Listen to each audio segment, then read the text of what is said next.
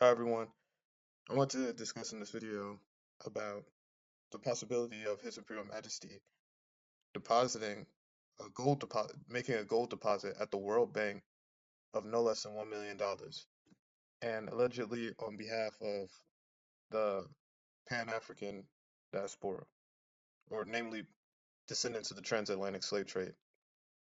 And I want to share just what information that I've been able to come across because when I was looking up some information, I found out, as it says right here, and this is from the Historical Dictionary of Ethiopia, that Ethiopia signs the Bretton Woods Agreement authorizing the creation of the International Monetary Fund and the World Bank for Reconstruction and Development.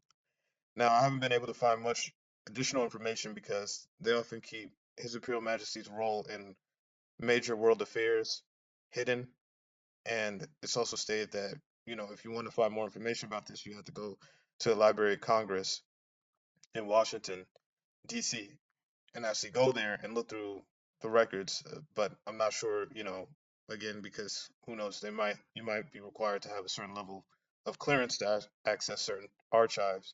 However, I'm sure that there's information that they have been keeping withholding because when I was looking up about His Imperial Majesty, like his role in drafting the UN Charter, I found little bits of evidence for it.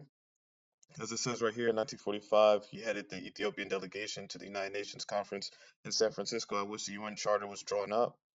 Now, we see how right here it says the emperor then made his first visit to United Nations headquarters in New York.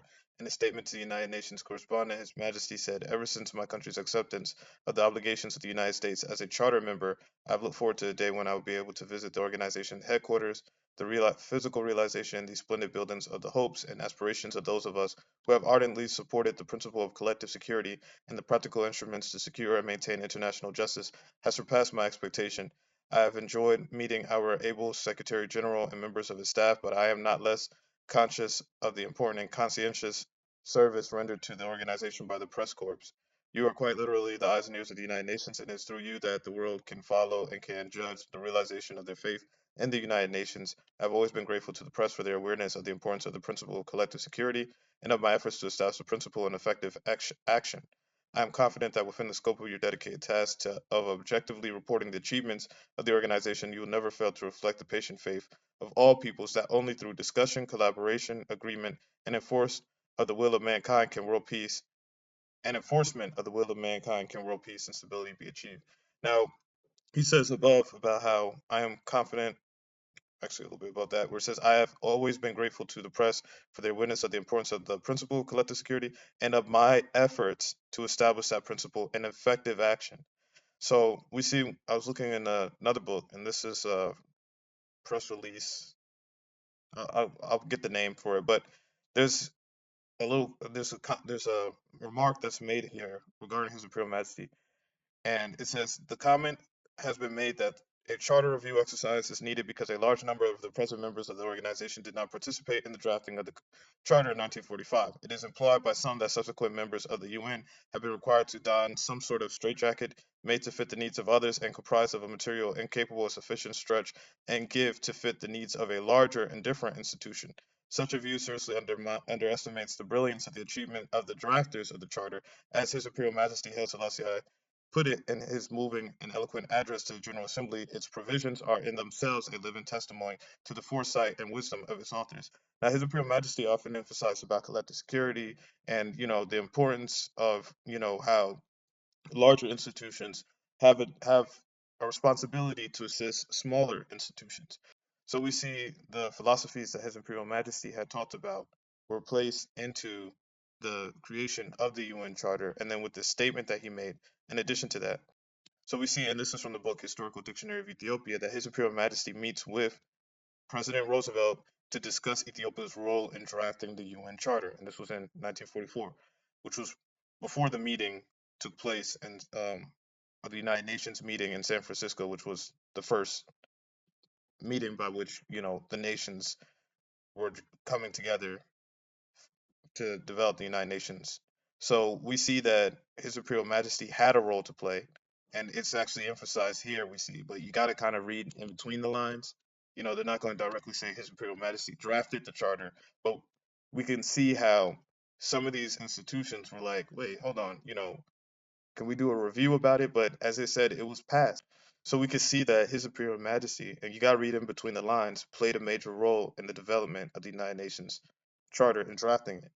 And, as it says right here, searching analysis of the Charter and the practice of the United Nations must lead to the conclusions that the Charter has worked well, that where the institutions has encountered difficulties is not because of the faults of anachronisms in the drafting of the Charter, but rather because of a lack of will on the part of the state's original members and new members to adhere to the clear requirements of the Charter, and B, that, as other speakers have pointed out, the Charter has not been interpreted or applied in a rigid and unbending manner.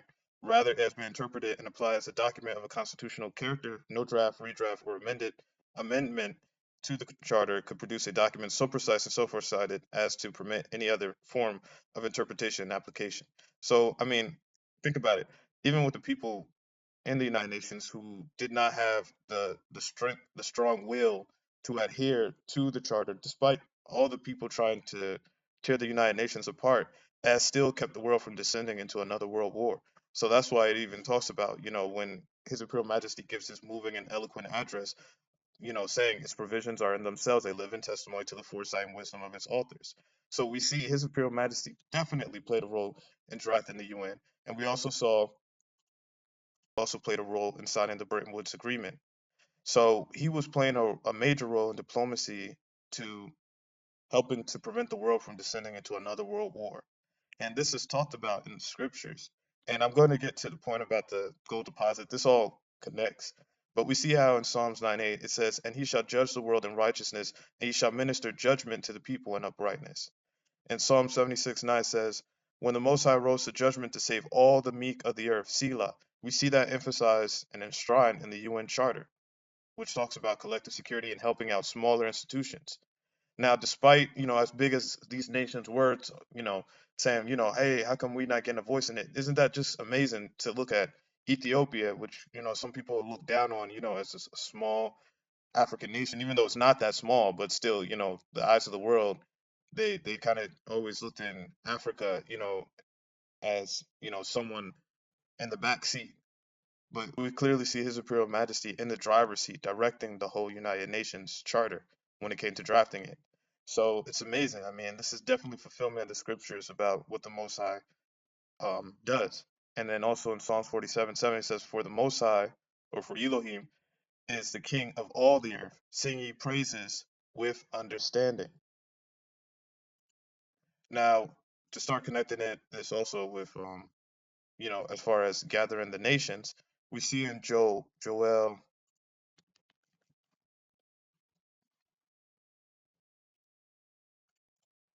3:2 says, "I will also gather all nations and will bring them down to the valley of Jehoshaphat and will plead with them for my people and for my heritage Israel, whom they have scattered among the nations and parted my land." Now we see how His Imperial Majesty gathered the nations together. This is talked about with the bringing Ethiopia and making it a charter member of the United Nations, and how he also had signed the Bretton Woods Agreement. He was bringing all these nations together in these organizations and these institutions. He also set up the Ethiopian World Federation that we can see right here. So we can see the Ethiopian World Federation, founded in 1937. The founder is Emperor Haile Selassie I. It started in Harlem, New York, and it's stemmed by the unity of Ethiopians, which were black people, as I said, Hebrew Israelites, descendants of the transatlantic slave trade at home and abroad. Now, think about it. Where did he set this up? He didn't set it up, you know, anywhere else but in America, where African Americans are. And he is quoted as saying in the Chicago Defender, June 15th, 1935, "I am not only Emperor of Africa, I am King of Negroes everywhere, including those in the United States and other foreign domains. The Italian warlords is trying to destroy the last best hope you have on earth." Now think about that. Pay attention. He says he is His Imperial Majesty, right here at the center, is the Emperor of Africa and all Negroes everywhere. This is one of the terms that was used and applied to the Hebrew Israelites as Negroes. So he's referring to all of us. He ruled all of Africa because at that time, basically all of Africa, aside from perhaps Liberia, was under colonial oppression. So he is the emperor of Africa forever and king of the earth, as it talks about in Psalms, where it says how Elohim is king of all the earth. And we see this when it comes to him drafting the United Nations, which the United Nations, every nation is a member of.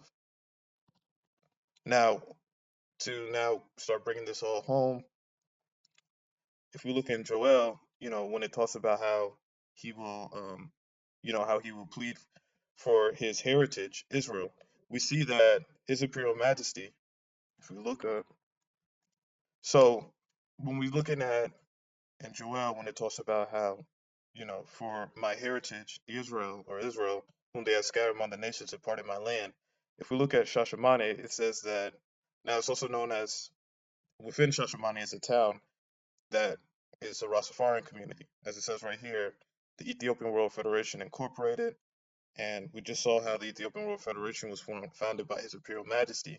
And it says that His Imperial Majesty formed the Ethiopian World Federation in Harlem, New York, and prepared a series of events to bond with African Americans for the Ethiopian culture before announcing the land grants. While one of the female members of the EWF was visiting Jamaica, she leaked the information about the land grant with the people of Jamaica. The land grants were specifically intended for African Americans in return for intervening in favor of the royal family during the Second World War. Once information about the possibility of immigration to Ethiopia spread, many made plans to immigrate. Divisions of the EWF began appearing internationally to take advantage of the land grants His Imperial Majesty left for African Americans.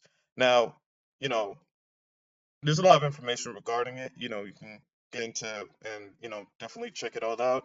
But I was just highlighting that because, as we see, he had gave 500 acres of fertile land to black refugees. This is what it's talking about in Joel. So we see how he gathers the nations with the United Nations. We see how he sets up an institution to bring together his people, Israel. And we see how he, as it says, how he talks about, I will also gather all nations and will bring them down into the valley of Jehoshaphat and will plead with them for my people and for my heritage, Israel, whom they have scattered among the nations and parted my land. So when do you think, after I understand all of this, this was accomplished? Is this not accomplished by His Imperial Majesty? I mean, he sets up the Organization of African Unity because, as he says, he is the Emperor of Africa, so that all of Africa can be freed from the vestiges of colonial bondage and united. His goal was for Africa to be united as one. He sets the capital, which is basically his palace.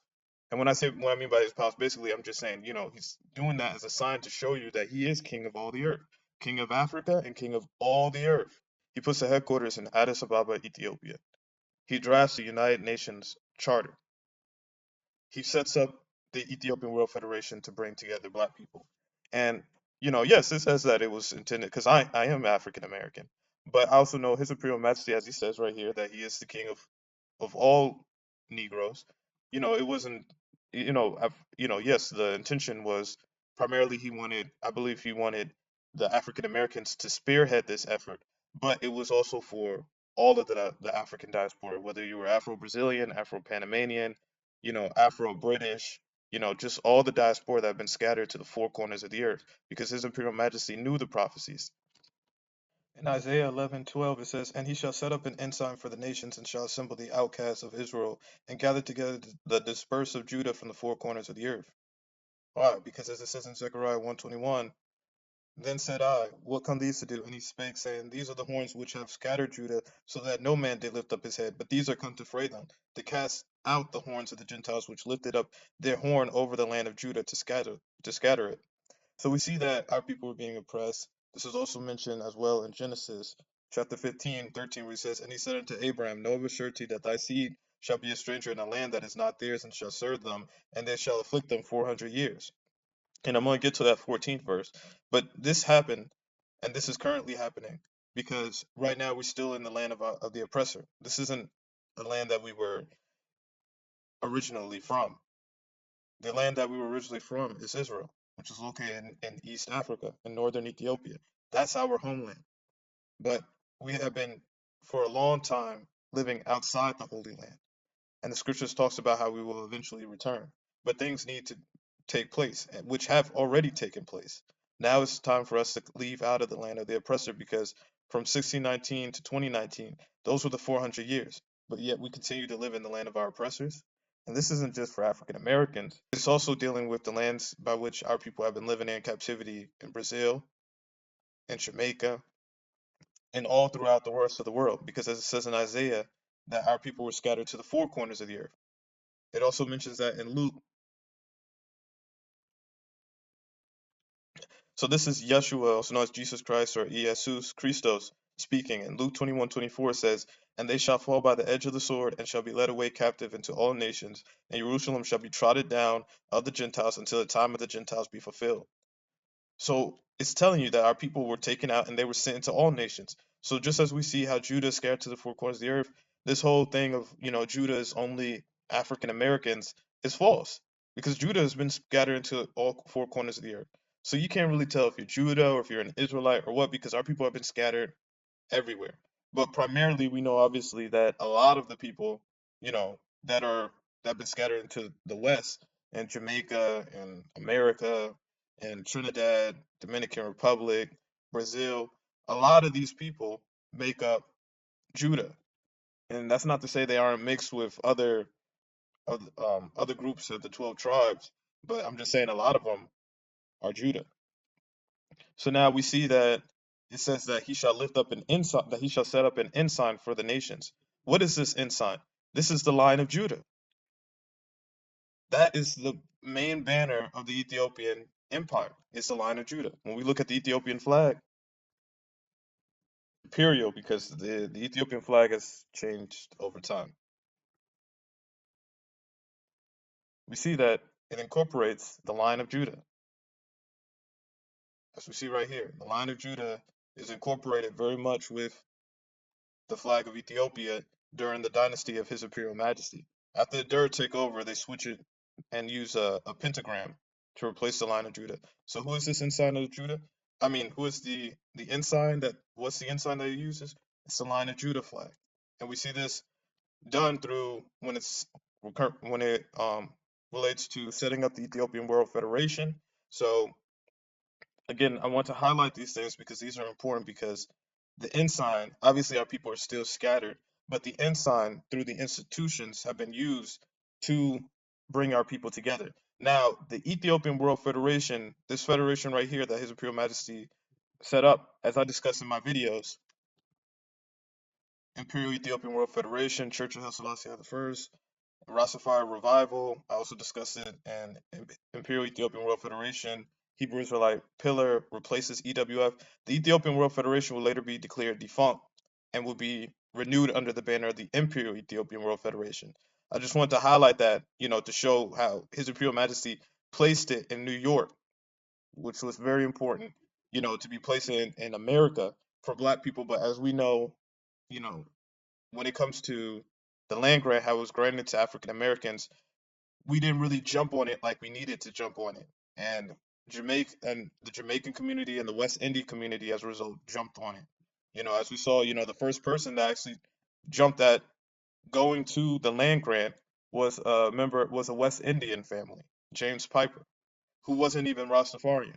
Then afterwards, you had the first Rastafarian, Gladstone Robinson, jumping on it, but he himself also, as we see right here, was Jamaican. He was not African American either.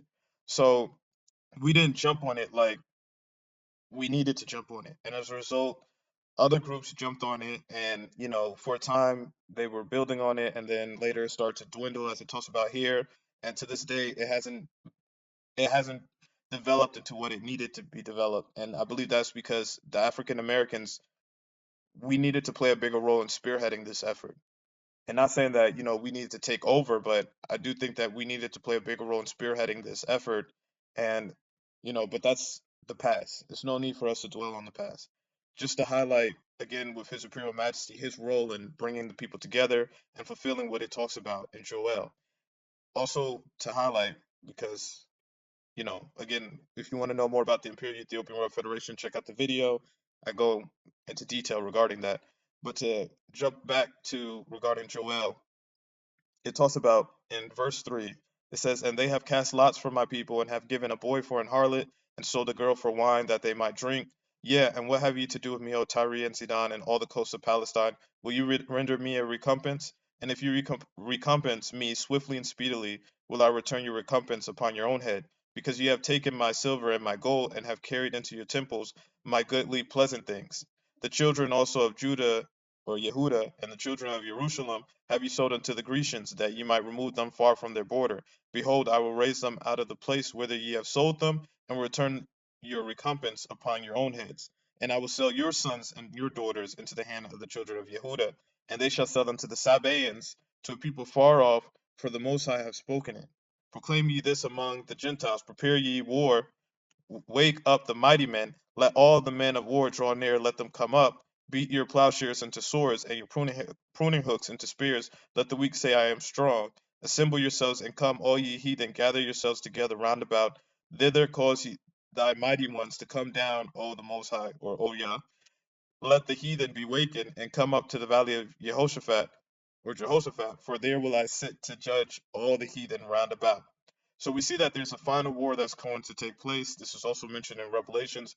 I'll go further into this in another video, because as it says right here, it says, put ye in the sickle, for the harvest is ripe. Come, get you down, for the press is full, the fats overflow, for their wickedness is great. Multitudes, multitudes in the valley of decision, for the day of the Most High is near in the valley of decision. The sun and moon shall be darkened, and the stars shall withdraw their shining.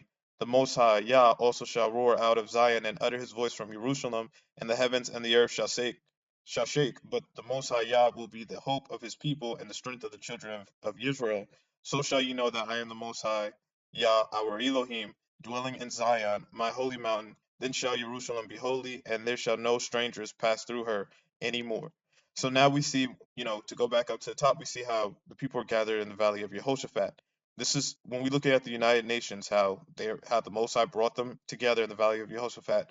His Imperial Majesty, the representative of the Most High on earth, drafted the UN Charter, bringing all the nations together under the UN. Even the Vatican City, which is not fully a member, but is still an observer state within the United Nations. So we see how basically every nation is involved, even nations that are not even regarded, such as when you look at Palestine. Palestine is not regarded fully as a country, but yet even it still is recognized on some level because they're able to come into the General Assembly and hold speeches. So we see all nations, everyone is involved in the Valley of Jehoshaphat through the United Nations Charter, which His Imperial Majesty drafted. So we see that His Imperial Majesty played a role in doing that. We see how he played a role in bringing the people out through the land grant, as it talked about was given. And this isn't only the first land grant. There was also another land grant through Arnold Josiah Ford. So we see Arnold Josiah Ford, who settled in the United States. So he became an American citizen, but later on he would leave out of America and was given a part of some land prior to this, where it says he acquired 800 acres of land for the purpose of uniting black Jews of the diaspora with their brothers already in Ethiopia. And they participated in the coronation of His Imperial Majesty Haile Selassie I. So we see His Imperial Majesty, through his actions, were showing us who we are and how he knew that we are Hebrew Israelites. Because as it says, when it came to Rastafarians, he was meeting with them. He was giving land to Hebrew Israelites. He was saying how he is, king of basically the entire earth. So we see this through his actions. And then also, I want to highlight is, to go back to it, let's see Joel, how it talks about how the people will be sold, the Grecians, or the descendants of the Grecians will be sold to the Sabaeans. To pay attention to Sabaeans, because the word Sabaeans comes from Saba, but is also very similar to the word Sheba. So where do you think these people live? This is referring to East African region, people that live in East Africa. So, we got to pay attention to the little clues that we see. Saba, Sheba, these words. Also to note is when it talks about, because ye have taken my silver and my gold and have carried them in your temples, my goodly pleasant things. Why? Because we know that the Swiss banks allegedly hold gold that belongs to Ethiopia. We also see that regarding the United States Treasury, the deposit of silver. And this is one of the things I want to highlight. The World Bank, allegedly His Imperial Majesty made a deposit of gold there. So these places, these institutions are holding gold and silver of the Most High, and they have been keeping them in their reserves, building interest and so forth. But yet these things are going to eventually be returned to the Most High's people. So the Most High makes note of this. So that's one thing that I want to also highlight here. And then we also see in Genesis 15:14, well, actually, to read it again, it says, "And he said unto Abraham, Know of a surety that thy seed shall be a stranger in a land that is not theirs, and shall serve them, and they shall afflict them 400 years. And also that nation whom they shall serve will I judge, and afterwards they shall come out with great substance." So, what is this word substance? This is riches, this is wealth. It doesn't obviously always have to mean just financial wealth as far as in monetary gain, but it could also be referring to education as well. But again, there are several principles and levels and layers that we can look and analyze this as. So not only just education and wealth, but also wealth as in physical substance. So is this also perhaps being referred to as a form of reparations or monetary payment that the people will be coming out with? This is also a great possibility. This could lead credence and credibility to that claim that I've heard of His Imperial Majesty storing money, because once the Dirt took over, it said that they took over the assets of the royal family that they could. Like some they were able to, the royal family was able to take and they were able to leave with, but other accounts, the Dirt took over. When they looked at it, it was about, I think they said close to $900 million, but we know that that was not all of it. Now, a lot of His Imperial Majesty, he funded the development and progress of Ethiopia out of his own pocket. But what I'm saying is that there's also money that was actually placed in foreign offshore accounts for the purpose of eventually the people will be able to claim and do a drawdown on. So I urge, people that are watching this video, if you have more information, you can comment, you can send a message. Like I said, I always put my information above. You can reach me so that we can get more information about it, because the heathen are not going to make it easy. And as we see in the scriptures, they do have access to the silver and gold that belongs to the Most High. Like it says, because ye have taken my silver and my gold and have carried it into your temples and goodly pleasant things. His Imperial Majesty in his foresight very well likely saved money in offshore accounts, knowing the Derg would eventually take over and try to seize these accounts. So he placed them in reserve to be utilized for his people. Because remember, as we see with the Ethiopian World Federation, which later becomes the Imperial Ethiopian World Federation, we see with the land grant, we see with the Organization of African Unity that later becomes the African Union. He was developing all these institutions to help with the betterment, for the betterment of our people, as it talks about in these prophecies. Yet, instead of these banks and these institutions coming out and making statements like, okay, these things were done for his people, let's release the money to his people, they want to still keep it hidden. Why? Because they're still benefiting off of this money. They're utilizing it for their own projects, and they may give a portion to it to the people in regards to as a loan, but they're not just giving the money back to the people, they're using it along with interest. And that's not how it should work. There should be no strings attached to it. It's time that we're able to do a drawdown to collect all of this financial payment and return to Ethiopia, return to the Holy Land to build it up. As it says, the people shall come out with great substance. But again, I don't say that in the standpoint of using that as an excuse to say, okay, I'm going to wait in this land until I get these reparations. No, this needs to be done in tandem. While we're leaving, we can still be making the push to getting this substance back. And the reason why I say that is it's backed up by the scriptures, as it says in Revelations. Revelations 18:4 says, "And I heard another voice from heaven saying, Come out of her, my people, that ye be not partakers of her sins, and that ye receive not of her plagues." Judgment is coming upon the world. So you can't just be like, well, hey, I was just waiting for my check to come in, or I was waiting for my reparations money. That's why I didn't leave. I mean, look, it clearly says, "Come out of her, my people."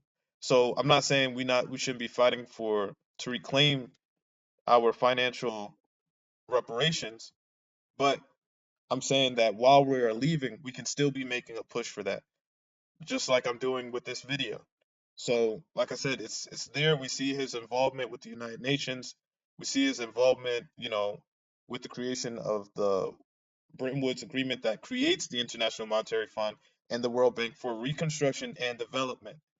But yet the heathen would later use these organizations to oppress the people. So, it's important that we read in between the lines with the scriptures and see the connection, the correlation. So a lot of events repeat. As Solomon says, there's nothing new under the sun. So just as these nations were, just as the Most High gathered these people together And like it says, he utilizes, as it says in Psalms, when the Most High arose to judgment to save all the meek of the earth, Selah. We see how the United Nations, the intention of it within the charter was to help the people, smaller institutions build so that they would no longer be oppressed by the larger institutions. But these large institutions later, as we see with the Security Council, will later use their power and their standing after the Messiah is cut off, according to Daniel 9, because it says the Messiah will be cut off, as we see here. It says, and after 62 weeks shall Messiah be cut off, but not for himself.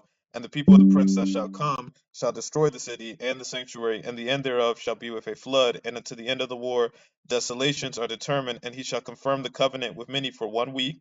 And in the midst of the week, he shall cause the sacrifice and the oblation to cease. And for the overspreading of abominations, he shall make it desolate, even until the consummation. And that determined shall be poured upon the desolate. Now we know, like it talks about in scriptures, how the prophets will often speak in the form of parables that had to be interpreted. Where do I get this from? If we look in Ezekiel 20, it says, "Then said I." Now remember, the way this starts off is, as it says, then came the word of the Most High unto me, saying, Son of man, speaking to the elders of Israel, and saying to them, Thus saith the Most High, Are you come to inquire of me? As I live, saith the Most High, I will not be inquired of by you. And then it goes on to say what the Most High was speaking unto Ezekiel, and what he would then relay unto the people. Now, if we scroll near the end, it says, Then said I, and this is Ezekiel speaking, Then said I, Yah, our Elohim, they say of me, doth he not speak parables? So we see the prophets a lot of times when they were relaying information to the people, they were speaking it in cryptic words that needed to be interpreted and explained. A lot of them will be like, oh man, he's speaking in parables. Why is he not speaking plainly? A lot of these things have to be deciphered. So sometimes you just can't say, oh, well, it says 62 weeks, so it's only weeks. No, it's parables that's cryptic speaking that we have to interpret. You can break this down 62 weeks. If you look up 62. So as we see right here, because there's a lot of different sites that do their interpretation of trying to explain it. But as we see right here, it's basically the vision of 70 weeks. Why? Because 60 can be broken down as 60, and then you have 2 weeks, so that's 62. Now, when you're looking at the prophecy, as it says, 62 weeks, but prior to that, it says that the know therefore and understand that from the going forth of the commandment to restore and to build Jerusalem unto the Messiah the Prince shall be 7 weeks. So if we add 62 plus 7, you get 69. Now, if we look at regarding His Imperial Majesty, so now when we look with regarding His Imperial Majesty, his reign, we see that from his first involvement in government, that's 1905, and then forward to when the Derg plans performs their coup, that takes place, let's see, 1974. So that's roughly 69 weeks. So we see that according to the prophecy, and the reason why I say 69 weeks, really it's 69 years, because when we're looking at the prophecy, it says weeks, but again, as it says in Ezekiel 20, that the prophets are speaking in parables that have to be interpreted. So you don't have to, we shouldn't be taking everything just so literal on face value. We have to really break it down and look at it and read in between the lines. So the weeks is actually referring to the years. So we see that 7 weeks plus the 62 weeks, which is the 62 weeks, that after 69 weeks or 69 years, he shall be cut off. As it says right here, the Messiah shall be cut off. Now, when you're looking at that, 69 from 1905, let's just take a calculator. 1905, because that's when Tafari McConan first gets involved in government. And as it talks about in Isaiah 9:6, for unto us a child is born, unto us a son is given, and the government shall be upon his shoulders. So we see this child, this son, is getting involved in government at a young age. And we also see this with Christ when we see how when he was young, he was speaking with physicians and so forth when his parents went to look for him. So from a young age, both messiahs are getting involved, you know, in terms of all walks of life, as politics, economics, education.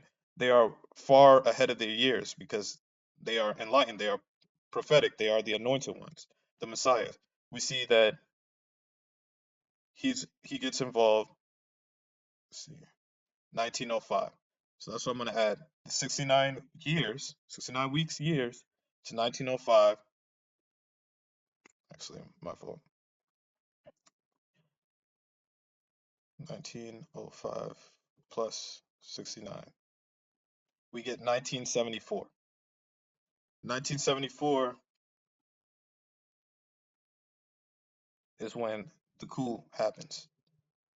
Then we see that there's another week for the overspreading of the desolations.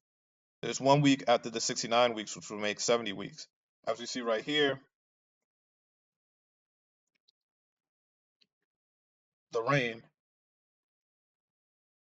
is from, it goes up to 1974. So we see that, after 1974, he's put in house arrest. Afterwards, when we are looking at the correspondence and, as far as him being seen and information about his whereabouts, it's last known 1975. A year after 1974, 1975. So we can see the connection with the 70 weeks, how there's another week afterwards, which adds up to 70. And sure enough, if we take this and add another year, you get 1975. And then the last known whereabouts, because I don't say death, because we're dealing with the Messiah, it's 1975. The first Messiah and the advent of Christ, he dies and is resurrected. But then afterwards, if you read the scriptures, you'll see that he died once for us all. So it was no longer necessary that when the Messiah comes the second time in the kingly advent, that he would need to undergo death, because the Messiah had already achieved that as the Lamb through Yeshua, also known as Jesus Christ. This is why it says in Psalm 16:10, "For thou wilt not leave my soul in hell, neither wilt thou suffer thine Holy One to see corruption." Who is referring to this when it says corruption? That means the body being decaying in a grave, in a coffin, or in the dirt. Some people just, their bodies are just tossed into the dirt. None of that would happen. He would not see corruption. So who is this person? Is referring to the Messiah. So we see that one of the Messiahs, would be involved in the government as far as sitting on David's throne, whereas the other one, the other Messiah, as the Lamb, would not be, his role would not, even though he would have some, perhaps, behind the scenes involvement in the government, he would never officially sit on David's throne and be coronated as King of Kings and Lord of Lords. That's why Christ says like when it says right here, in John 18:36, it says, and Jesus or Yeshua answered, "My kingdom is not of this world. If my kingdom were of this world, then would my servants fight that I should not be delivered to the Jews. But now is my kingdom not from hence." So who accomplishes Isaiah 9:6? That's through his imperial majesty. So we see all of this being fulfilled as, regarding the Messiah, how he would be cut off is accomplished through his imperial majesty. We see the role, what he would do on earth when it talks about in Joel about how he would gather the nations. So we see all these things taking place. The gold and the silver, how it's going to be utilized. Right now, how the heathen are, you know, they have the gold, a lot of the gold and a lot of the silver that belongs to His Imperial Majesty. They have control of. So it's important that, we pay attention, and then how it says they shall come out with great substance. All these things, because everything His Imperial Majesty was doing was for the betterment of his people.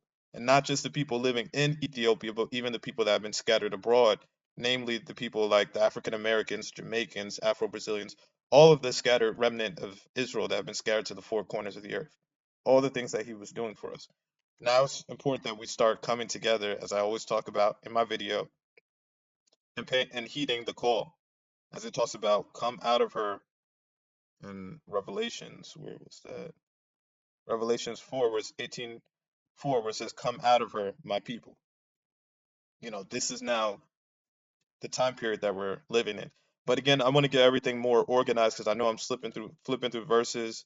You know, there were other verses that I mentioned. I know that people it may be a lot to take in. So I want to get everything more organized so that we can see the parallels. But I guess, well, one of the things the primary reason why I want to do this again was to highlight the goal. If anybody has more information on the deposits that His Imperial Majesty made, because all this is going to be important for us as a people, that we get access to these resources, these substances, because it's all going to connect in with the Exodus and as far as how we as a people build. So if you have more information on it, like I say, my information is above.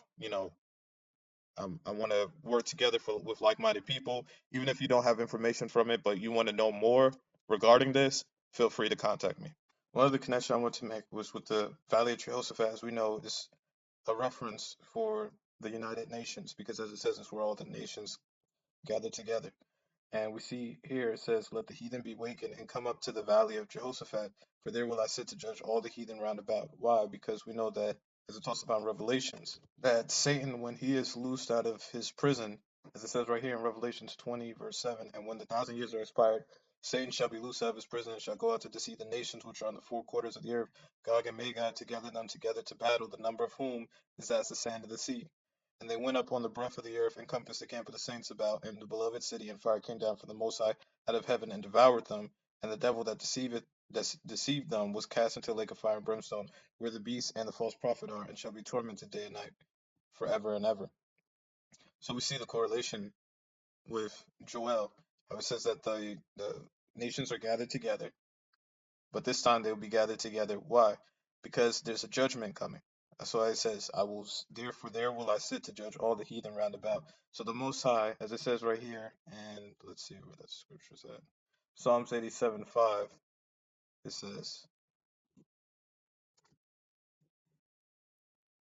"And of Zion it shall be said this, and that man was born in her, and the highest himself shall establish her." So we see that regarding Zion, it says, "The Most High also shall roar out of Zion and utter his voice from Jerusalem, and the heavens and the earth shall shake, but the Most High will be the hope of his people and the strength of the children of Israel." So now we see that when it comes to the judgment being set by the Most High, he created the forum, as it says, "The highest himself shall establish her." He created all these the primary organizations by which the heathen gathered together. Now it's already the climate has already been set. So this is where they all will come together. As it says in Revelations, when it says that Satan will go out to deceive them, they're all gonna be gathered together into one accord to come against the saints. And that's why it's afterwards it talks about how it says, "Put ye in the sickle, for the harvest is ripe. Come and get you down, for the press is full, the fats overflow, for their wickedness is great." And then as we see right here, it talks about how beat your plowshares into swords and your pruning hooks into spears. Let the weak say, "I am strong." It also says here, "Proclaim ye this among the Gentiles, prepare war. Wake up the mighty men, let all the men of war draw near, let them come up." So this is what it's talking about. It's talking about there's a war, and there's also a judgment. So now, who is going to sit now to judge the nations? Just as regarding when it says, when we see about His Imperial Majesty, how he's referred to as the world's most respected prophet, when he condemned the League of Nations for what they had done. Who's now going to hold the heathen accountable for what they have done? Again, just as His Imperial Majesty done. You have the forum, because as we know, events, like Solomon said, there's nothing new under the sun. Events repeat. So now we're going to see something very similar repeated again, in that, as it says, "And at that time shall Michael stand up, the great prince which standeth for the children of thy people, and there shall be a time of trouble such as never was since there was a nation, even to that same time. And at that time thy people shall be delivered, everyone that is found that shall be found written in the book." And that's the Lamb's book of life also is referring to. So in Zechariah 4:9, it also says, "The hands of Zerubbabel have laid the foundation of this house. His hands shall also finish it, and thou shalt know that the Most High of hosts has sent me unto you." So now these events are going to be repeated. So you have the UN Charter drafted primarily by His Imperial Majesty. Now, this leads to the United Nations. This is where all the nations are gathering together. We see in Zechariah, and I know right now I'm moving through a lot of different verses, but we see in Zechariah, let's see, chapter 12, it says, "The Most High also shall say the tents of Yehuda or Judah first, that the glory of the house of David and the glory of the inhabitants of Jerusalem do not magnify themselves against Yehuda. In that day shall the Most High defend the inhabitants of Jerusalem, and he that is feeble among them at that day shall be as David, and the house of David shall be as Elohim, as the angel of the Most High Yah before them." So we see now when it talks about how he has laid the foundation, His Imperial Majesty laid the foundations. He set up also the Crown Council of Ethiopia, which is being led by Prince Eremias Haile Selassie His Imperial Majesty Haile Selassie I, the first grandson. Whoever comes out of that, that is going to be the one that unify the voice for the diaspora, for the Israelites, to go before the United Nations, as it talks about in Psalms, and I mean in Joel. Whoever's going to go before them to judge them, to lay, basically the to set the record straight, because these people have to be held accountable for what they've done, and the judgment has to be made. And as you know, when you have a judgment, or when you have a court, when you go to court against somebody, and you have like the plaintiffs and the defendants, and once the judge goes ahead and passes the judgment, then it's now the person who has been found at fault, or the one that committed the crime. He now owes restitution, or the people, the victim, they're owed restitution by the one that committed the offense. They received the judgment in the form of a reward. So now who is going to do this on our behalf? And this is what, again, why I would say I champion the petition on change.org. That I urge, if you haven't signed, definitely sign it, because this is what it's for, to have that unifying voice. So we see that with, just as it says with Zerubbabel, his hands, he laid the foundation, his hands shall also finish it. The ones that are following after His Imperial Majesty, they are his hands, as far as going ahead and continuing the legacy of His Imperial Majesty. This is what we are, this is the primary goal, and this is what needs to be done. So that's why I urge everyone, if you haven't signed the petition, I want to just go ahead and lay that out there, because like I said, it's all being backed up by the scriptures. And I'm gonna get more in depth into it, because right now I'm like kind of jumping between verses. I'll make it, I'm gonna work on putting something out that's more organized. But as we can see, there is a scriptural basis behind the push for reparations. Also, as it talks about how the heathen have taken the silver and gold and laid it in their temples. There's money that's out there, and these things are going to help finance the development of rebuilding of the Holy Land, rebuilding the towns that we used to have in the Holy Land. This is how everything is going to come together, and His Imperial Majesty and His foresight, being led by the Spirit of the Most High Yah, put all these things in place for us to move through these channels. In addition to, as I talked about, the organization of the tents of Judah themselves that need to be also coming together. All right.